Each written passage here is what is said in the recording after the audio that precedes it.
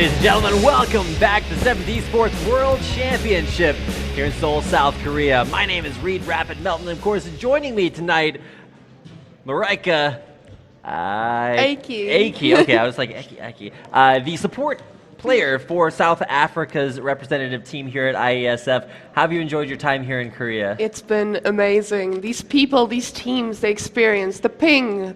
In South Africa, we have 220 ping constantly, so this is like Christmas for us.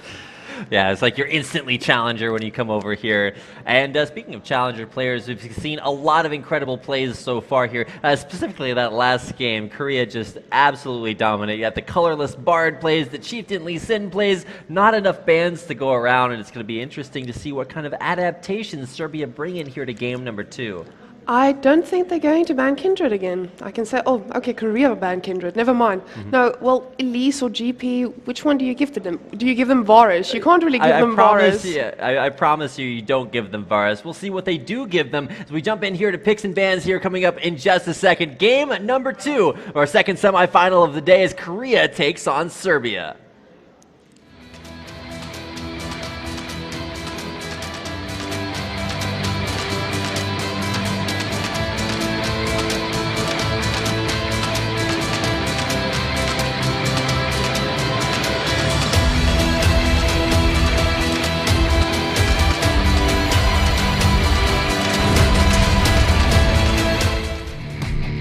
Champion picks and bans underway. Tom Kench, the first ban there for Korea. Not going to let that one through, but for Serbia, with only 3 bans, it's going to be interesting to see what they prioritize. A guaranteed Gangplank ban, possible Varus ban that has been Fire Rain's most dominant champion recently.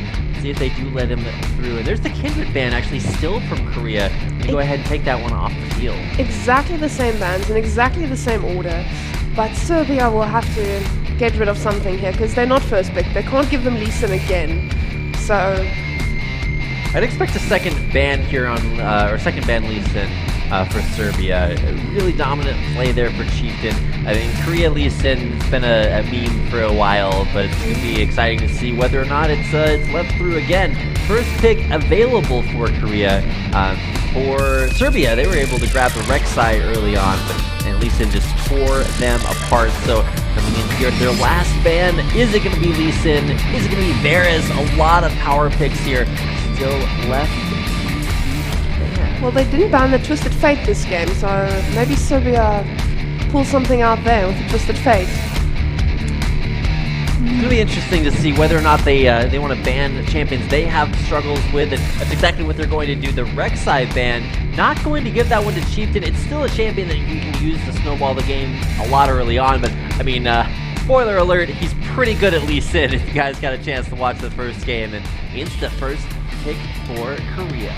Well, do you take Hecarim and Varus now, or do you give them Varus? Because Varus is a huge power pick for them. Then you have the Bard problem. It's interesting from a spectator point of view. When we say, oh, Varus is a big power pick, you're just like, well, Varus, I haven't seen him played in a lot of tournaments. I've never seen this Fire Rain guy. Who on earth is he? I'd love to be able to pronounce the Korean characters for his ID, but I was like, okay, well, let me just see how good this guy is at Varus. It's actually disgusting. So 700 points, Korean challenger, that's good enough for me. So no Varus ban, we'll see if that's the pick here. Also extremely good on champions like Victor. Love those V's in there, and we'll see if that's what he goes for, as the Lulu has been taken away. Should be locked in here for Serbia. But the Gragas jungle, I've been wanting to see it all weekend, and today is my day. Yeah, there you go, getting locked in. We were actually talking about this a little bit earlier as far as junglers that are still strong, but we haven't seen quite yet in competitive play here at IESF.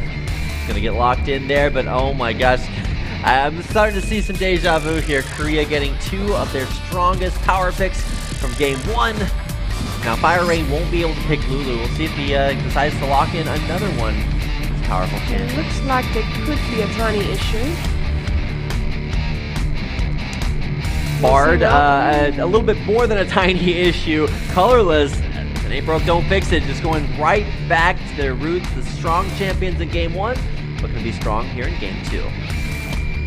Well, they gave him 3 of their picks. It's just like China versus Switzerland all over again. They're just going for the same champions. But for Serbia, they do have an opportunity to change things up a lot with this mid lane pick. For Milica, the Azir mid lane got completely focused. Chieftain all over that mid lane. Got it snowballed, got it rolling, and it's very, very, very difficult. But what do you play against Lee Sin so he doesn't gank you? You can play something like maybe a Vladimir mid lane. We've already seen that come out this tournament. Able to just pool away there if Lee Sin decides to go in. A lot of very safe champions here, but saving that mid lane pick for last, very smart for Serbia to make sure that they ensure a strong matchup for them in one of the most difficult matchups in this tournament. Well, their bot lane couldn't outtrade the bard, so it's risky. Maybe they will lane swap if it works, but Hecarim is a good lane swapper, so... Mid lane pick, what's it going to be for Fire Rain? No really mid lane champions being locked in. I mean, you can play Lucian mid there, you can play Hecarim, but really not anymore. So it'll be interesting to see what Fire Rain's champion of choice is. Is it a Varus? No, it's not going to be Varus. It might be Irelia, though. No. We've seen mid lane Irelia as a counter to something, but oh man. Oh. If this is Varus, this is going to be a show for Fire Rain. It's hovered over. Korea thinking about locking it in. They're going to get the Varus. They're going to lock it in. And, oh man, immediately a Zed lock in there. Wow. Demented Clown knew exactly what they were working on. And I think that's what they were afraid of when picking Varus. That's why they took so long to choose it. But I just want to comment and say, well-failed prediction. Hey, there you go. You're redeeming yourself. So the Varus lock-in for Fire Rain, and the quickness, the speed on that Zed pick, actually a little bit suspicious. You can say, well, Serbia, it's not really super hard to research these Korean teams. All of their games were played, on the regular servers, so you can see exactly what you're working with, and it's not a mystery that Fire Rain is extremely good on Varus. Solo queue, and even if you check he's got highlights videos of the champion. That's a pretty good indication, but man, a very, very strong lineup locked in once again here for Korea. They've won game number 1. They're one of the strongest regions in IESF, and only a few seconds left before we get into the game. I am so excited. If you guys at home are excited, get on Twitter, tweet it out, let us know about IESF. If you're watching, it's going to be a very exciting game number 2 coming up here, so let's go ahead and get into game.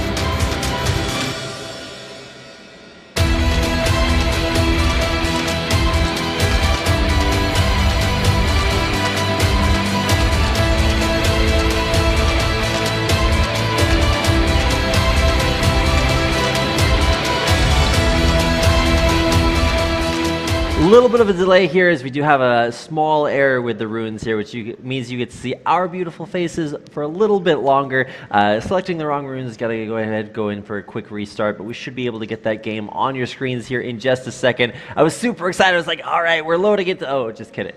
So a little bit of a false start, but we should be able to get game number 2 coming your way here in just a second. So do you expect anything to be different this game?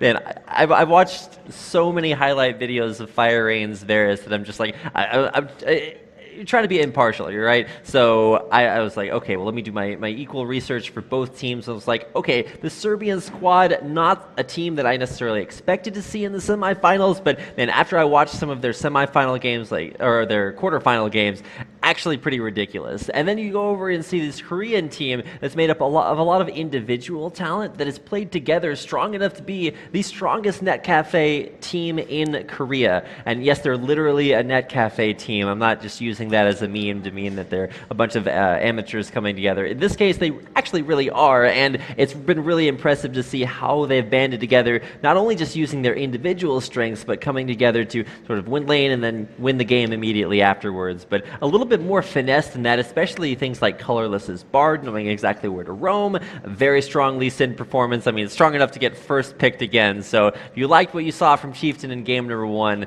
something tells me you're going to like game number 2 as well.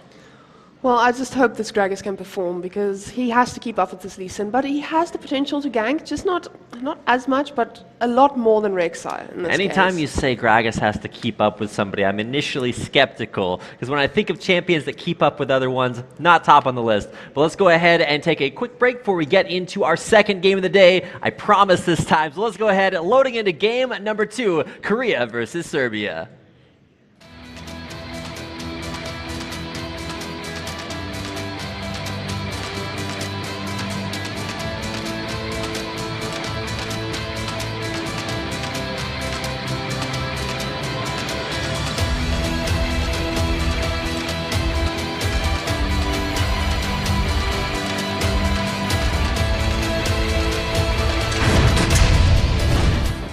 Welcome, ladies and gentlemen. Game number 2 coming your way in our second semifinal matchup of the night. Swapping sides here as Serbia take to the Rift on the red. They will be facing off against Korea, already 1 game up in this best-of-3 matchup. We see the same defense tactics as last game, just warding out. I'm not expecting any deep wards unless Lulu goes for something from the top side, but with a Hecarim that might be a tiny bit hard. Fire having some fun. He's going to be dancing it up there. And, theoretically, running an assassin into an AD carry should be pretty good for the assassin. I mean, Zed might take a lot of harass early on, but just buying up those health potions on top of the longsword. The biscuits not chosen for the mana that they give. It's like, oh no, Zed and his mana problems. But just for the extra health that you get in lane, a little bit more sustain, and that's what it's going to take to get Zed to the point where Varus maybe a little bit in trouble. But the exhaust summoner spell specifically, very good at mitigating that kill potential from Zed.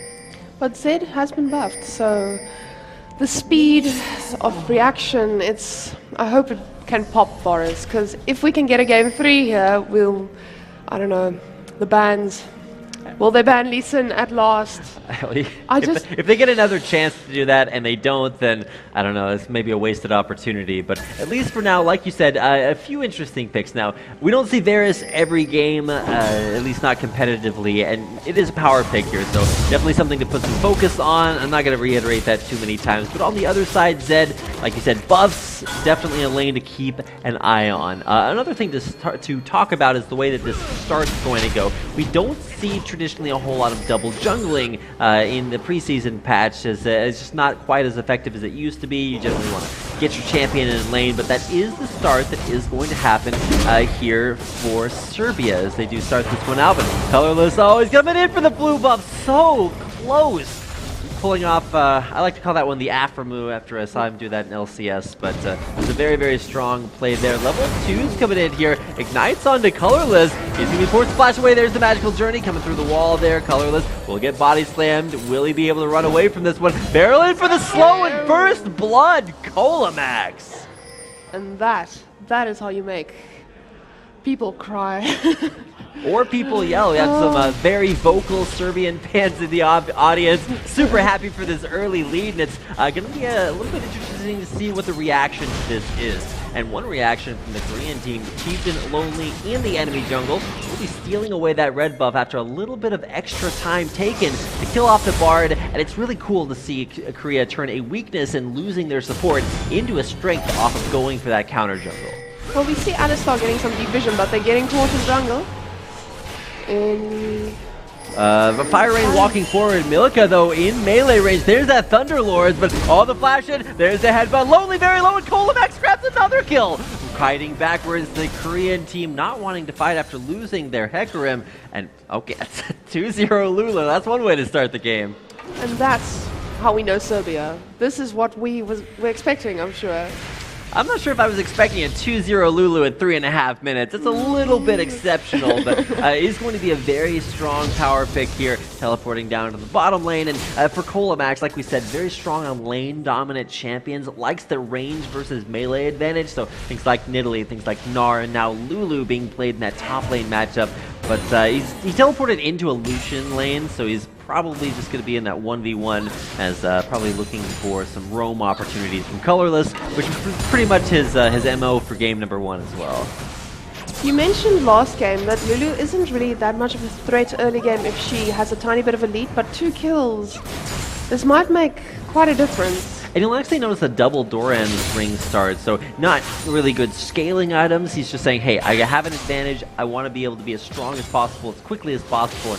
And 3 health items picked up there, as well as a lot of AP and mana regen off of the Doran's rings. Going to make him a very strong early game for us. There's the headbutt, there's the pulverized Demented Clown. Going to go in there and get a lot of damage down, but with no more skills left, there's the Ignite. Summoner Heal being used there. Demented Clown very low. There's a rocket jump backwards. Bigfoot trying for some kills here, but in a 2v1 turned into a 2v2 double aim there to block the Sonic Wave. Serbia backing away there. Double aim's pretty strong here, but in the 2v2 with a big minion wave, Korea might just come out on top. There's Colamax using all that health from his items to stay alive after a lot of damage coming his way. I feel that they need to do something while they can before Korea just flies away with this. Use the 2 kills on Lulu to just make play, because that flat AP early game has to be used, otherwise it's just a waste. Well, one way to shut down a champion early on is very strong, whether it's just because of the champion or his skills. Put him in a 2v1 lane, and that's exactly what Korea's done. Actually, to be fair, that's what Colamax did. He was actually the one that teleported down bottom lane into the Lucian lane and had to know the Bard was coming up there eventually. The Bard is everywhere. The Bard was everywhere last game. The omnipresent, the Bard God, absolutely everywhere across the map. Actually pretty impressive to see Colorless over the course of game number 1 just...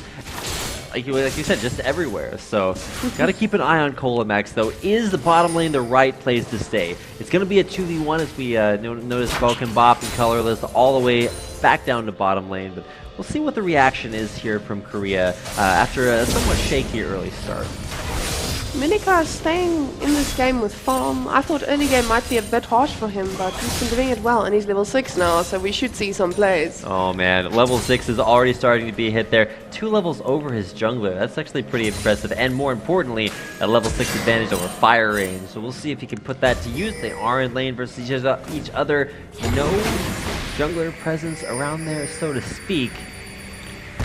There's no ignite on Milika, but Fire Rain has exhaust, so I wouldn't risk jumping on him just yet, but very soon. Very, very soon. Soon TM. We'll see when that gets in there. But as far as jungle pressure goes, actually somewhat uncharacteristic for Chieftain to not have quite as much. I mean, game 1, he was all over that mid lane. And in an Assassin versus AD carry matchup, it's not a big mystery what's going to happen there. It's like, you have an AD carry. It's simple, man. You see AD carry, you ult the AD carry. It's pretty simple there. But for Milika, waiting for the right opportunity, biding his time, and Colorless helping out in the river, wants to make that happen. Actually, Colorless might have actually spec'd into the utility tree enough to get that extra movement speed in brush and river. It's really good for roaming champions. It seems like you're kind of wasting a point there, but the extra movement speed actually kind of ridiculous, especially if you're running around the map as consistently. I think he just wants to keep the pressure in river so they don't get any ganks, because he's just allowing Lucian to get solo XP non-stop, and you want to get your Lucian going. It's not a Tristana, but it's a Lucian. Yeah, Lucian very strong early on, specifically. Going for the Essence Reaver most likely, as we see most commonly, and already on a BF sword. Vulcan Bop still very, very strong. Saw him on Callista last game, a very mobile AD carry. Same situation here for Lucian. So it'll be interesting to see if he's able to capitalize on this one as significantly. Milika going undeterred, but having trouble landing these shurikens consistently, and really not a lot of pressure on the fire range as he just continues to farm it out. Well, Dragus has done his work, but we haven't really seen him for the past few minutes. Yeah, I guess he's waiting for level 6. Top lane, Lonely gonna throw down the Ignite. There's the old Bigfoot in a little bit of trouble. Jumps away, Summoner Heal to stay alive. Bigfoot lives to be a legend another day. Let's hope he gets there with that Hecarim jumping on him all the time. If you get a Bigfoot Tristana skin, when you rocket jump, it just like leaves that Yeti footprint.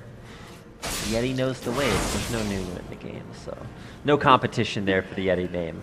Man, if Bigfoot was like an 80 carry Nunu main, that's impressive to me. It's like not only are you playing a champion and not the right role, but you're living up to your name too. He's on the Tristana, another very big champion for late game, but look at that CS. He is dropping pretty far below 20 CS deficit here at only 9 minutes into the game. That is a big difference. I mean, Lucian is going to have an item above her very, very soon. And where's that Abris blade? The answer is no longer in the game, but that's traditionally what you'd see on like a Tristana 80 carry. It used to be you'd rush, or not rush the Infinity Edge, and get a BF sword, get an Abris blade, and then farm your way through to the big item with that one. But no longer in the game, sadly enough. We've got Culling coming out, forcing a flash away from Demented Clown. Doesn't want to get chunked here, doesn't have his ultimate, only level 4. This turret dropping lower and lower. Top lane Colamax finally in the 1v1. We get to see him put those 2 kills to work. We just saw Gragas go to the mid lane, but nothing has happened. Varus just backed out slowly.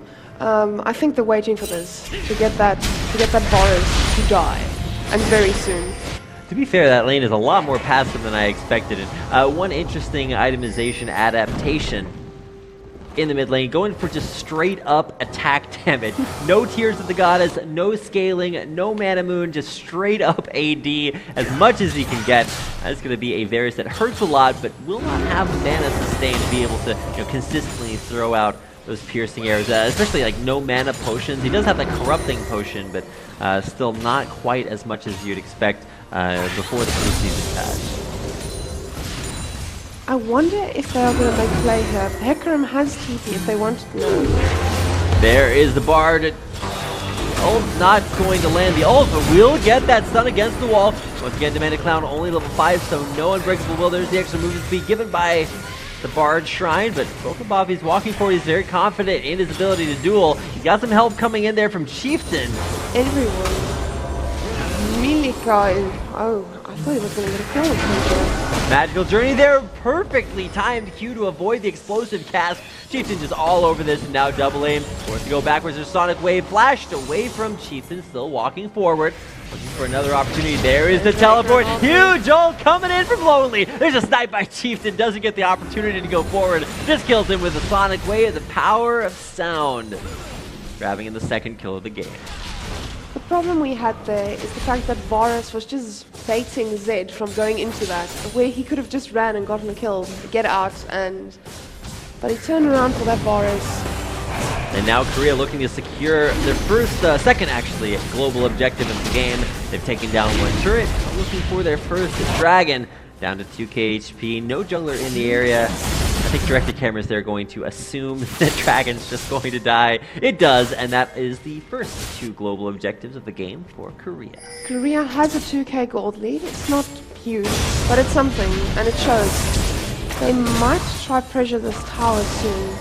I actually like what Chieftain was doing. We commented on the lack of his early pressure compared to game number 1, but now that he knows that there is kill potential there for Milika in the mid lane, he's actually focusing that lane a lot more to sort of relieve that pressure from Fire Rate. And he's going to be able to rain down some arrows as soon as he gets some more mana. I guess he's got just enough, but going to go ahead, pierce those minions off the turret, head back to base. Really great timing there as he sees the Wolf Spirit scout out double aim in the jungle. That's a smart back. But double aim trying for mid, he's just not succeeding. We haven't really seen him anywhere since those 2 early kills. He really needs to step this up. Get someone fed.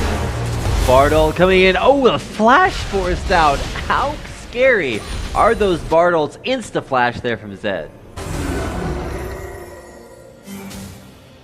Demented Clown, he wants to try to contest the pink ward, and I think Colorless is going to be a little bit merciful and give it to him. Pretty sure he's having flashbacks to that level 1 death. It's like, alright, maybe play it a little bit more carefully. Walks away. Only 13 minutes into the game, but already starting to see a 2k gold lead develop. Staying the same for at least for now, but we still haven't seen a big buy here for Korea. They're buying up their mid-tier items. We have actually, I take that back. The Essence Reaver completed for Bokenbop. didn't notice he had just picked that up as I was talking about it walking out of basin. Very, very strong Lucian this early on in the game. I'm waiting for a play, something big. It just feels like everybody's so calm right now. Well, I mean, blue buff being handed over, that's just to give Zed the extra ability power. No, I'm just kidding. No scaling there. I mean, to be fair, when it comes down to it, Varus not really a champion that wants to fight a whole lot early game, so maybe playing it a little bit more passively, working out better for Korea, relying on a little scaling there. And to be fair, the Tear of the Goddess maybe not quite as necessary with Essence Reaver being the first item. Just a lot of early power here being utilized, a lot of damage there. Wow, that could have been a kill for Milica. There's no summoner heal, by the way, no barrier for Varus, so it's not going to block, not going to be able to have that ability to deny little chunks here and there. But you can see Milica respects Bard because he saw Bard and he was just too scared to go in, even though it would be a kill. Blue buffs being handed over now to both mid laners. See who's able to utilize that board, man.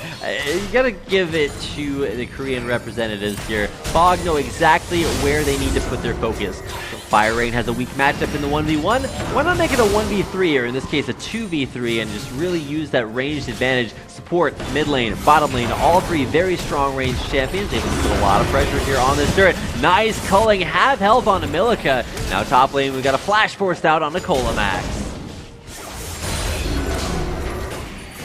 I hope Colamax can do what Lonely did last, not Lonely, who played Fire Rain. Fire Rain did last game on Lulu. He might go for something under this tower. Yes, Chieftain is here, plays are going to be made. A lot of damage coming down. There is the corruption, but Fire Rain not able to find any big meaningful stuns there. Demented Clown does eat that ultimate, walk away. No chains of corruption to land there. And oh man, there's the Zed ult on a Pokebop. Shadow to try to follow, but nope. Thunderlord's proccing there at the very end. Fire Rain, I think he's pretty glad that his 80 carry took that Zed ult instead of him. There's the kick. There's the Q flashed away from Fire Rain, though in a little bit of a rough spot. Double aim does have that red buff. Auto attacks after auto attacks, a little bit of trouble. There's the flash. There's the auto attack with Fire Rain with a Q, able to lock him down. Demented Clown trying to run away. There's the magical journey. Headbutt backwards, but Chieftain on a killing spree. Cosmic finding against the wall. Bigfoot, though, able to take down the Bard. Flash away there by Chieftain. There's the rocket jump. Oh, Bigfoot running forward. May wish he had used that in reverse. Chieftain very low. The last stick of Ignite's gonna shut him down. In the meantime, Lonely able to find a kill for himself. Colamax pushing forward. Able to get those auto attacks off. Lonely needs to dodge the Splitter Lands and not able to. Colamax on a killing spree. That was a 2 for 2, 3 for 3. Wow. And 5 for 5 on the kill. Yes. So got a lot of synergy there on the symmetry.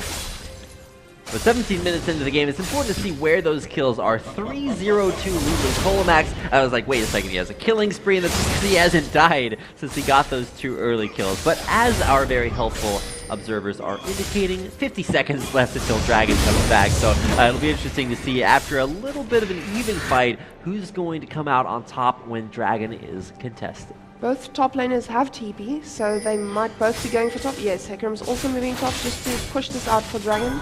But we should expect a double TP or a Lulu turning him into a bunny. Colamax going to soak up a lot of valuable experience. He stayed on par with his lane opponent, which is something that can actually be said for the rest of his team. Actually a 25 CS advantage over Fire Rain. And man, after hyping up this champion for basically the entire pick and ban phase, it's actually pretty interesting to see the pressure that has caused him to maybe have a little bit of a hiccup here in the mid lane. Centering around, but Korea definitely has the vision advantage. They have wards everywhere.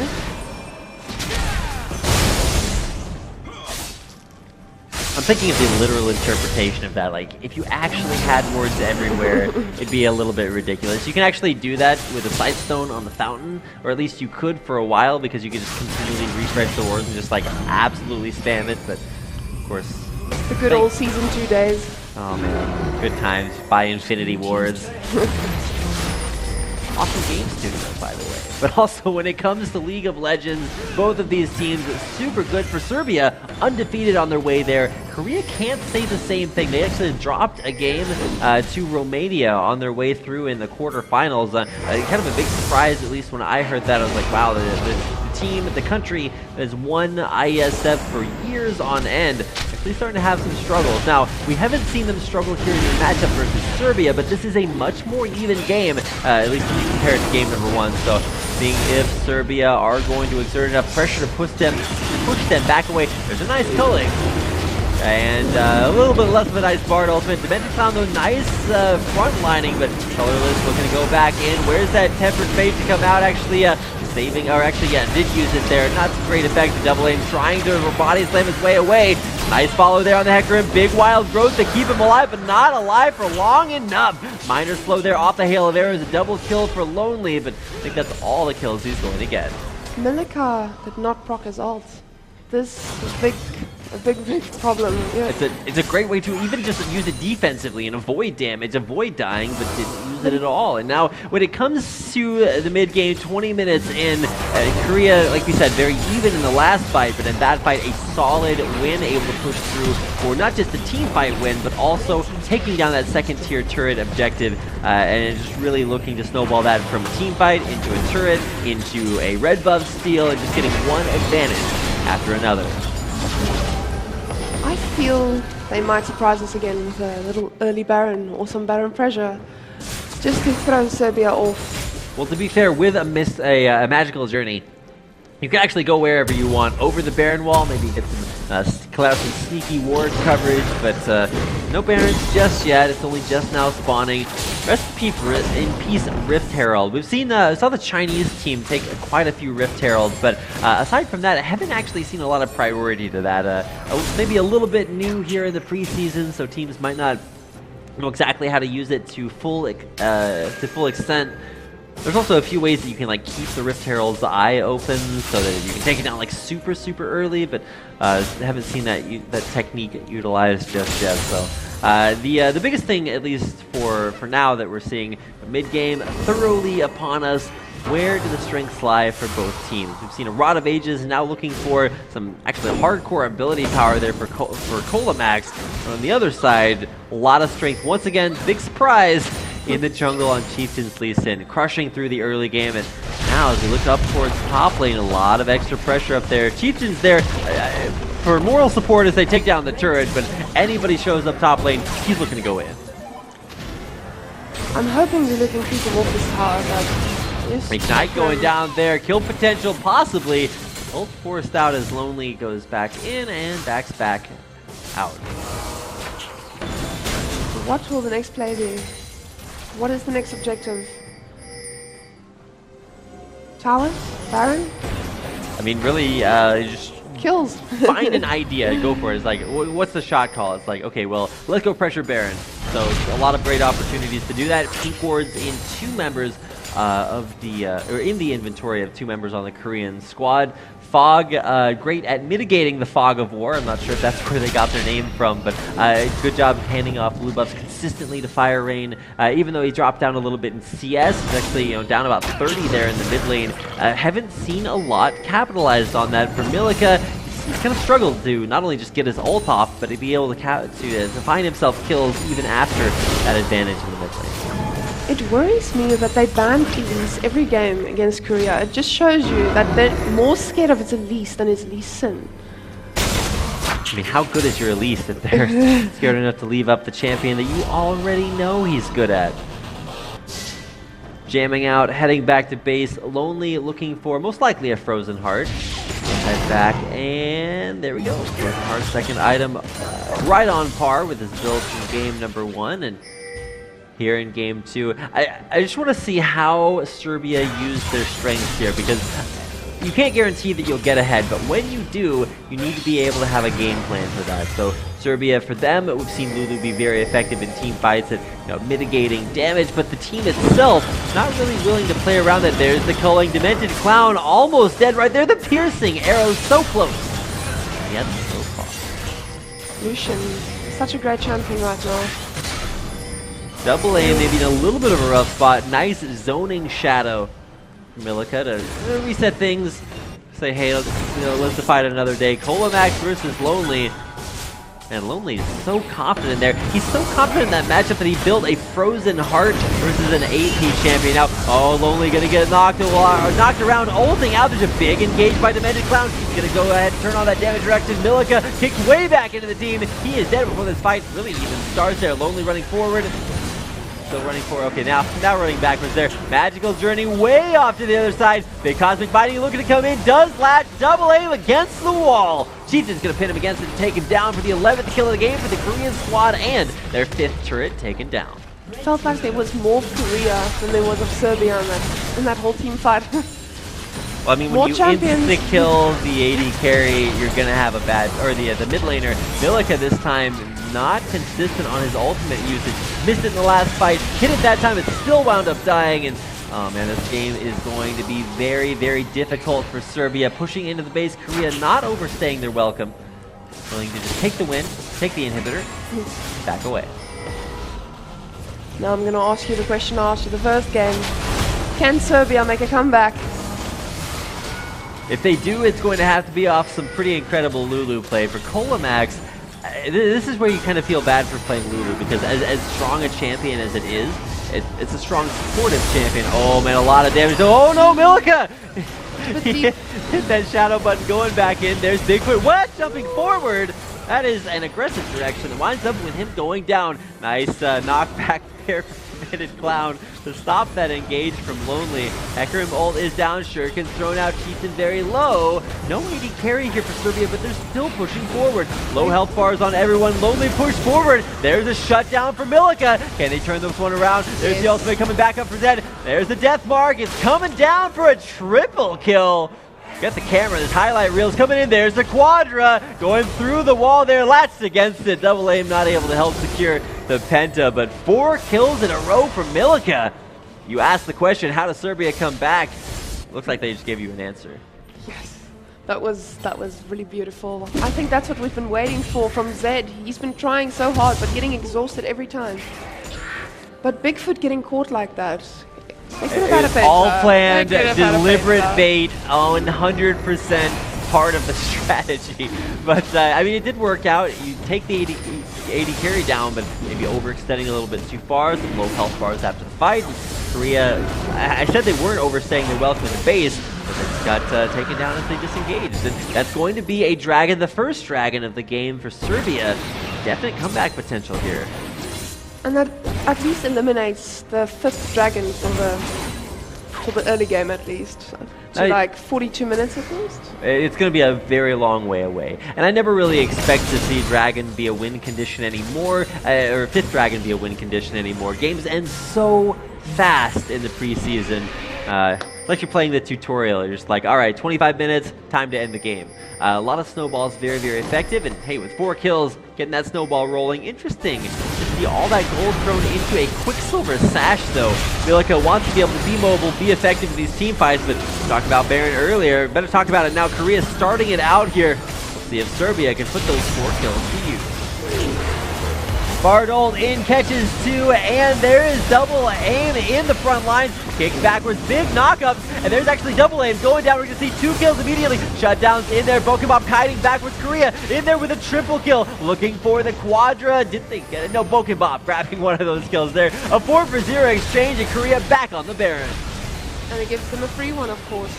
The problem there was Justana was bot. She was running. She was not there in time. You said it's a new AD carry. I think that's the weak point. Definitely not quite the positioning that was necessary there. And wise to see Tristana not try to go push that, or like, force them off the Baron. Going back, pushing out the wave. There's super minions on the Nexus turrets, by the way. We're going to see that right there. Okay, there's mini minions on the Nexus turret. There will be super minions on the Nexus turret as that inhibitor is still down. Pushing through the top lane with that Baron buff. Inhibitor turret down. This time around, it looks like Fog have learned their lesson. They're going to back away, not face that Quadra kill coming their way again. Recalling on that ward, I don't know if that's necessarily a great spot, but empowered recall, it's a good way to get back to base. Apparently, they're not scared at all. Zed is going bot, so there's no real threat. Waiting for just a second, QC Milika right on top of the wave clear. Actually pretty good at killing off the super minions, but when you're talking about how good Zed is at killing off super minions, you already know that, hey, they exist for a reason. That bottom inhibitor going down, actually the best inhibitor to take, I know, I think Frosturian calls that the Baron inhibitor. When you talk about being able to take it down, it's the farthest one away from Baron, so it makes that maybe a little bit more of an easy objective to take down. Now, of course, Baron already down, so still going to set up for very strong pushes up towards the top half of the map as that inhibitor is open. Will Korea respond by heading right back up there? It looks like they're just content to push mid. Ekram will go get it. Slowly but surely. We just saw the gold deficit as well, or the gold split. And Zeta has 11k, and just after him it was 9k, so you can see his team is quite behind. Ooh, very low health there on Bigfoot. Cheechin just checking things out. That's one Lee Sin Q. A lot of damage to be done off of that. And to be fair, Lee Sin, aggressive itemization. 80 carry is still pretty squishy, so Milika's got some kill potential in here when he decides to use it. But bottom inhibitor being destroyed, top inhibitor being destroyed. Serbia have to hit the go button. Looks like they're going to hit colorless. He is very, very low. Magical journey over the wall. There's the barrel to knock the back away. We got Zed in the back line. Nice Quicksilver Sash to stay alive. Oh my god, just able to take out Fire Rain. Some signs of life coming in here from the Serbian team. Double aim going down. It's going to be 1, 2, 3, 4. Fifth kill notwithstanding. Lonely in onto the Nexus turrets. There's one Nexus turret falling. Inhibitors are down as Korea pushes into the base. The Nexus under fire. And in 2 games, Korea will take out Serbia to secure their spot in the grand finals. China versus Korea in the finals. That should be exciting.